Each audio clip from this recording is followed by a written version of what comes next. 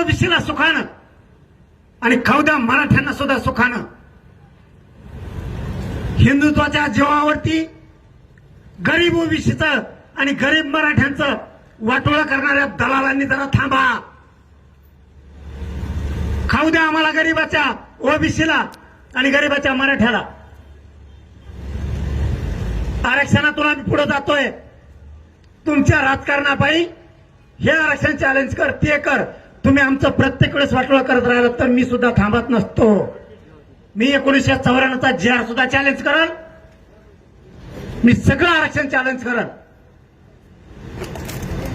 कारण संविधानानं दिलेलं आरक्षण हे वेगळं आणि अध्यादेशावर जिवंत असणारं आरक्षण वेगळं. तुमचं नंतरचं आरक्षण हे फक्त एका अध्यादेशावरती जिवंत आहे, लक्षात ठेवा. अध्यादेश जर चॅलेंज केला ना तुम्हाला तिन्ही तळात कोणी राहणार नाही, लक्षात ठेवा. मी हे मुद्दाम सांगतोय कारण तुमची चळवळ माझ्या लक्षात येते. पुढे चालून तुम्ही मराठ्यांच्या लेकराच्या आयुष्याचा कसा घात करणार आहे म्हणून तुम्हाला आत्ताच सावध करतोय. तुम्ही हिंदू आहेत, आम्ही हिंदू आहेत. मराठ्याच्या आरक्षणाच्या विरोधात काड्या करायच्या बंद करा. नसता सुप्रीम कोर्टात ओबीसीच्या आरक्षणाच्या बद्दलची काय भूमिका आहे आणि त्यावेळेच्या केंद्र सरकारनं बी त्या अध्यादेशाबद्दल काय भूमिका घेतलेली आहे सगळं आम्हाला माहिती. तुम्ही फक्त बडा बोलता आणि मी फक्त माझ्या डोक्याने चालतोय. माझ्या नादी लागलं ना मी कार्यक्रमच लावतोय. तुम्हाला वाटतंय चौथी नापास आहे, पण कसा तुमच्या मुंडक्यावर पाय देऊन या चौथी पासने आरक्षण घेतलंय. तुम्ही लक्षात ठेवा, चौथी पास का असाना पण पुढचा सुद्धा तुमचा कार्यक्रम मी लावू शकतो. लय बोलत नाहीत, तुमचा अन्याय सहन करतो म्हणजे मराठे भेट नाहीत. आम्हाला फक्त वाटतं नको, वादानं सगळ्या गोष्टी होत नाहीत. त्यांच्याही लेकराचं त्याच्यात सुख नाही, आपल्याही लेकराचं त्याच्यात सुख नाही. म्हणून आम्ही सामंजस्याच्या भूमिकेने चाललोय. तुम्ही जरा हे थांबा. महामंडळापासून आडे पडते. मराठ्यांच्या लेकरासाठी महामंडळ काढलं,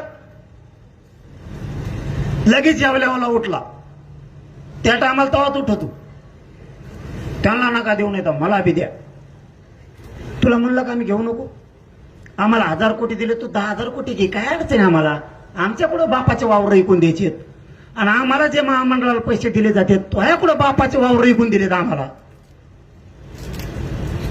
लोकांना दिलं, बार्टीला दिलं, त्यांना दिलं, आम्हाला नाही दिलं. महामंडळाला दिलं, आम्हाला दिलं नाही दिलं. नुसते जळके. आमच्या सारथीतून लेकर आमचे सुधारायला लागलेत, शिकायला लागलेत, मोठे व्हायला लागलेत. सारथीला निधी देऊन द्यायला आम्ही तुमचा कधी आडीला आणि आपली उपसमिती तर काही कामातूनच गेलेली. कुठं तरी आशा लागल्या होत्या. विखे पाटील साहेब चांगला माणूस आहे, आम्ही पाठ थापडली. निबार पठ्ठ्या लागला म्हणलं, आता निबार दिसतो भीती असा खापक्याची खापक्या एवढा मोठा म्हणलं. निबार लागला आता गडी. आता काय मागं पुढं बघत नाही गडी. देव कुस्तीत निबार दिसतोय पहिलं आणि फक्त काय बोलत आहेत एवढंच कळत नाही, बाकी त्यांचं सगळं कळतंय. निवार गडी लागलाय म्हणलं, कसला वाजता देऊ दे पुढून पाडणारच आहे खाली त्याला. मराठ्याचे हार होऊ देणार नाही विखे पाटील, कारण मराठ्याचे हार झाल्यावर त्यांना मराठा बनवून घ्यायची लाज वाटल.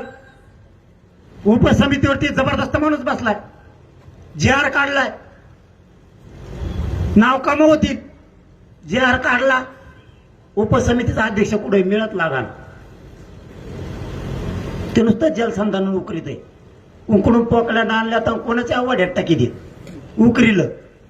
उपसमिती ही गोरगरिबांच्या प्रश्न सोडवण्यासाठी स्थापन केलेली.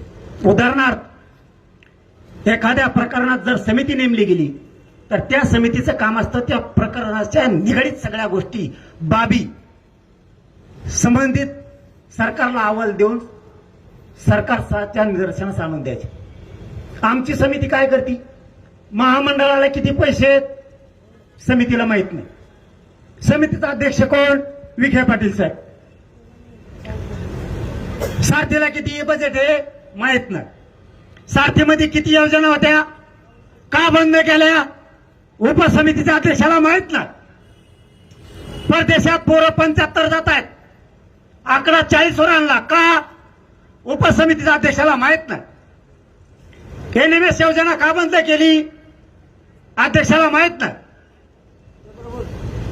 व्याज परतावे पोरांच्या महामंडळामार्फत का येत नाहीत उपसमितीच्या अध्यक्षाला माहित नाही.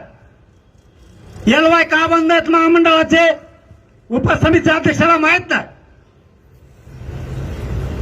शिंदे समितीला मुदतवाढ दिली.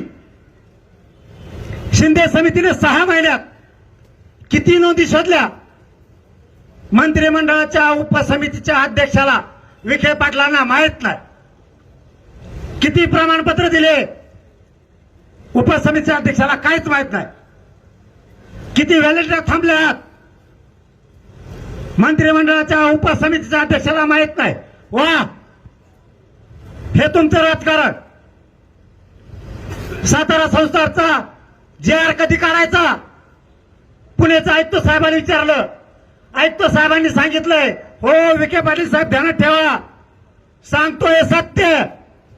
पुण्याच्या आयुक्तांनी सांगितलं, पाटील अहवाल माझ्याकडे रेडी आहे. मला शिवेंद्रराजे साहेबांनी आणि शंभूराजे साहेबांनी सांगितलंय अहवाल तयार करायचा. मी अहवाल तयार करून ठेवलाय, का घ्यायचा नाहीये.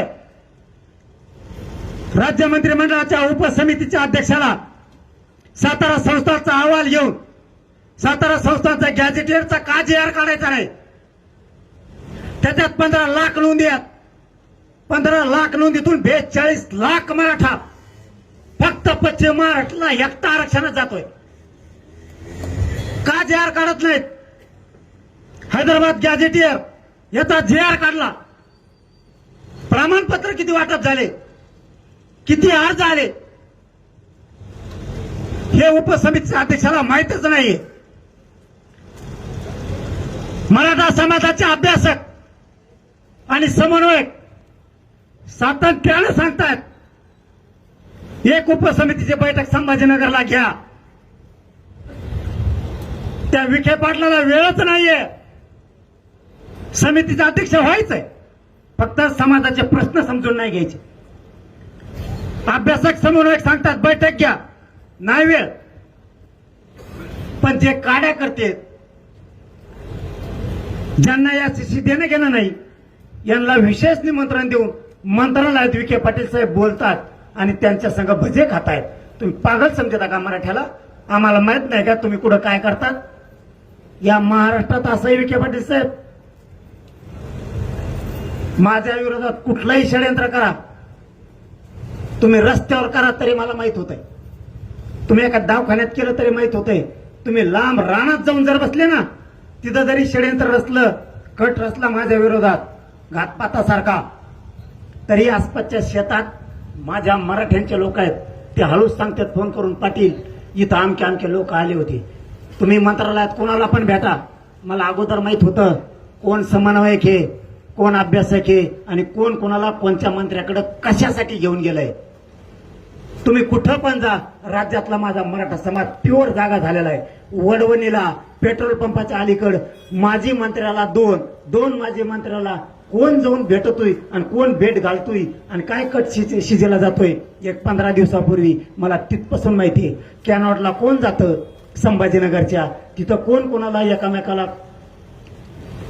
अंगावरती घालतंय हे सगळं माहिती आहे आम्हाला. तिथं बी खाऊ गल्लीत मुंबईच्या कोण कोण कोणाला भेटतंय, कुठं काय करतंय. आसपासचे मराठे 10 मिनिटाच्या आत आम्हाला फोटो आणि व्हिडिओ काढून टाकतात. तुमचं लय दिवस चालणार नाहीये, थोड्याच दिवसात फक्त आम्ही बघतोय उत्तर देणार. याचा अर्थ तुमच्या लक्षात येत असतं आणि नसन येत तर मग तुमच्यासारखे गेलेले दुसरे कुणी नाहीत. आम्ही गप यासाठी सगळे डाटे गोळा करतोय. कंकालेश्वर मंदिरापाशी कोण भेटतंय? कंकालेश्वरच का बीडच्या बाहेर कोणचं मंदिर आहे? कंकालेश्वरच्या बाजूला राम मंदिरात कोण भेटतंय, कोण कोणाच्या भेटी घालतंय, कोण कोणाच्या फ्लॅटवर बीडला बसतोय, सगळं माहिती आहे आम्हाला. त्याच्यात कोणचा राजकारणी पाठिंबा आहे, कोण फोन करून सांगतोय इकडे जा, त्यांच्या कोण भेटी घडून आणतोय. अख्खा 2-2.5 महिन्याचा डाटा आहे. मोबाईल बंद पडायची वेळ आली, एकदा स्फोट काढून आहेत आम्ही सगळा. मग तुमचे डोके उघडतील. आपण उगाच सगळं हिंडलो. ज्याच्याकडे तुम्ही जाताय माझे कट रचणारे ज्याच्याकडे जात आहे तो सुद्धा भेटून गेल्याच्या नंतर फोन करून सांगतो अशा अशा आलते बरं का, पण मला माहित नव्हतं ते. आणि तुम्ही तुमच्या खरंय तुमच्या संग जीव हिंडतोय तो सुद्धा मला फोटो काढून टाकेल तो सुद्धा. आणि जे त्याला घेऊन बसतेत ते सुद्धा सांगतात की आम्ही याला आज घेऊन बसलो होतो जरा असं असं म्हणलो. त्याचे व्हिडिओ सह पुरावेत आमच्याजवळ. आजकालचे लोक अवघड आहेत. कोणा संग बोलायचं असलं ना रेकॉर्डिंग खिशात टाकून ठेवते. पहिलं वेगळं होतं. काय बोलला हा बघते म्हणते त्या संग मी काय चर्चा केली पण म्हटलं नाव घेऊ नका, मी त्याच जातीचा आहे. मला सांगणारा म्हणतो मी त्याच जातीचा आहे, पण आमच्या संगच बसला होता आणि असा असा म्हणत होता ही रेकॉर्डिंग. आणि तुम्ही लहानपणी नाही का लेमनची गोळी खिशातून काढीत देत तसं हे तुम्ही. मी स्वतःच होतो पण मी त्या जातीचा आहे. मग माझ्यावर सगळी जात तुटून पडत. मग नाव सांगू नका, ही सत्य परिस्थिती आहे. माझा समाज पुरा जागा आहे. किती वळवळ करू द्या, मी तर आता मागणीच करून टाकेन. उपसमितीच बरखास्त करून टाका आणि सेपरेट मराठा आणि कुणबी मंत्रालय करा. डोक्याला ताण नको. आमच्या समाजाचे कामं तरी होते. वाटत नाही